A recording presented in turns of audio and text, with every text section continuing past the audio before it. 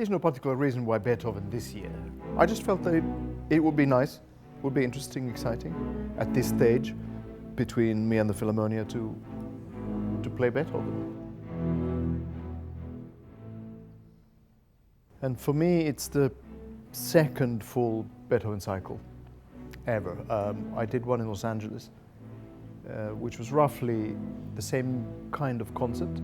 All symphonies, all piano concertos, interlaced with contemporary pieces.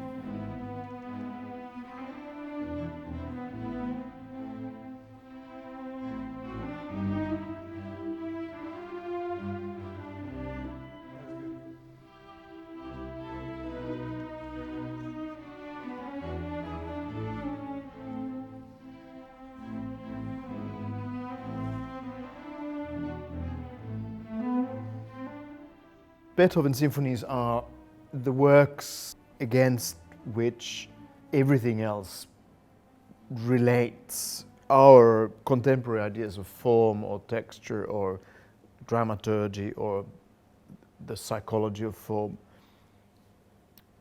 would be different or non-existent without the work that Beethoven did. It really is about the form and the way the form has a dialogue with the listener, and how the form in itself is the narrative.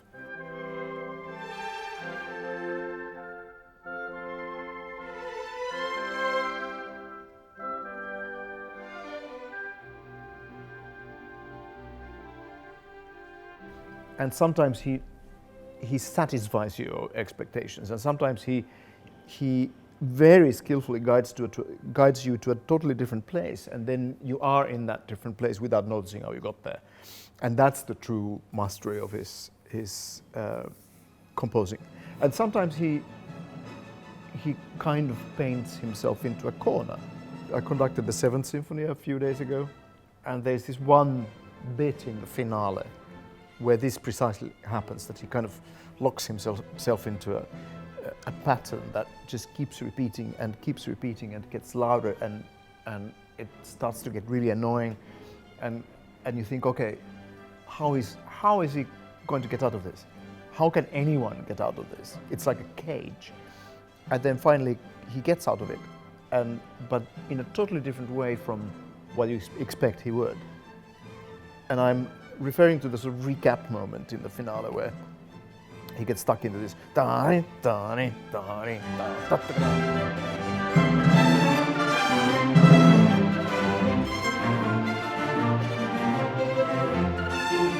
this stupid thing goes on forever. And then you think, okay, now that's it. He's stuck.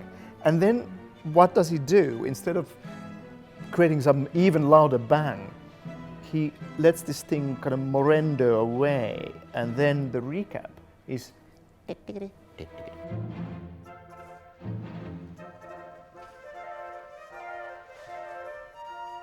So he actually goes completely contrary to what you think he would do. And of course we know what he's going to do now, because we heard these pieces for hundreds of times. But still, I'm delighted, astonished, and touched every time I experience this.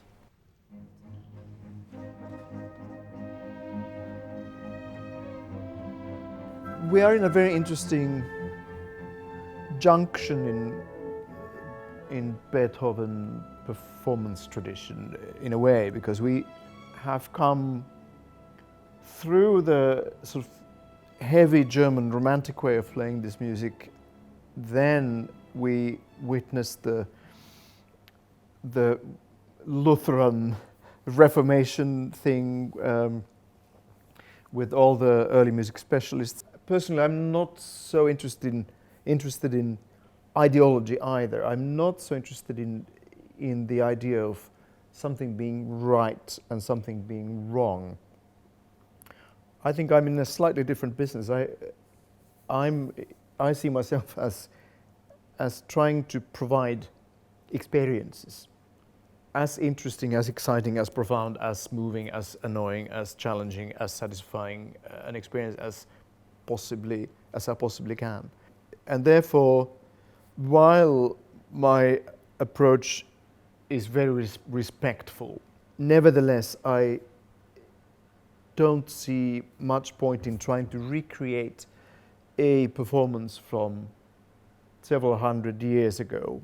My audience has heard Brahms and Strauss and Stravinsky and Birtwistle and Stockhausen, and they have heard Madonna and Lady Gaga and God knows what. So our minds are different, and our expectations are different, and we really relate to music differently because of this. We performers are servants of the composer, and the moment we do something that draws attention to ourselves rather than to the music itself, something is wrong.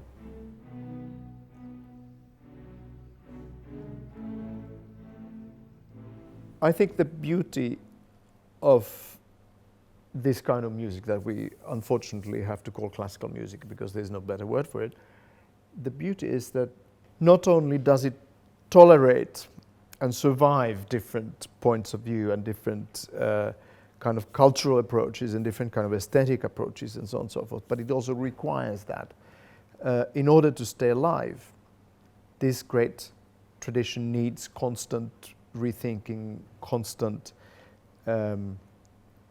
renewing and constant developing, constant research. And while it is one of the most prestigious things for an orchestra and a conductor to do a full Beethoven cycle in Bonn, it's also a very inspiring thing, because you know that you're kind of part of this amazing tapestry fabric that we call history.